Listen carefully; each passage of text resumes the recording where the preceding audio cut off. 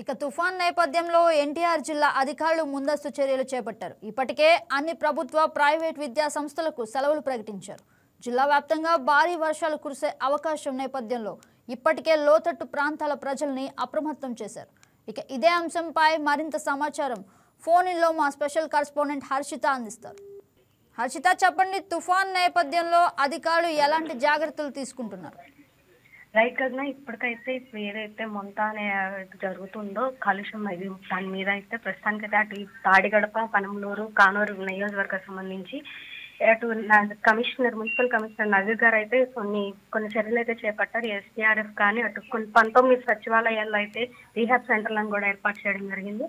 అలాగే ఏదైతే బందర్ కాలువ ఉందో అక్కడ ఉన్న లోతట్టు ప్రాంతాలను కూడా కొంచెం సురక్షితమైన ప్రదేశాలకైతే వీళ్ళు నిన్నటి రాత్రి అయితే తరలించారని అయితే తెలుస్తుంది కదా. ఏదైతే పారెంట్లు అయితే ఒక స్కూల్ కూడా తీసుకోవడం జరిగింది. రీహాబ్ సెంటర్ అనేది ఏర్పాటు చేశారు. అందులో ముఖ్యంగా నర్సులు ఉన్నారు. ఎవరైతే కొంచెం వైద్యపరంగా కూడా ఉన్నారు వాళ్ళందరికీ కూడా అక్కడ ఏర్పాట్లు అయితే జరిగినాయి గగన.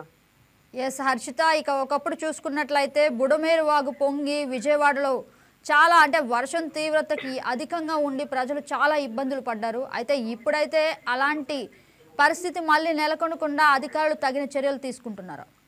అవును గగన, అవును. ఏదైతే పోయినసారి వచ్చిన బుడమేరు వాగుకైతే ఇవి పెనమలూరు ఏదైతే బందర్ కాలం ఉందో అది నిండుగా వచ్చి కొన్ని ఇళ్లలో కూడా వాటర్ వెళ్ళిన విషయం తెలిసిందే.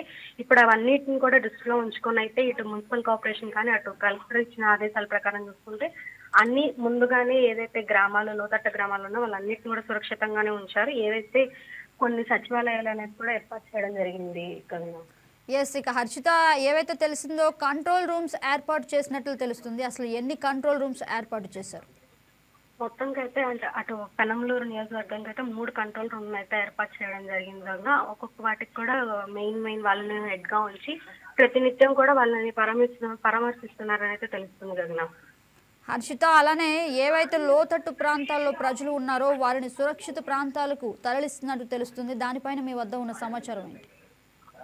రైట్ కదా. ఏదైతే లోతట్టు కొన్ని లంకల దగ్గర ఇప్పుడు నీళ్ళు బందరు వాకుల దగ్గర ఉన్న వాళ్ళందరినీ కూడా కొన్ని గ్రామాల నుంచి అయితే మార్పించారు.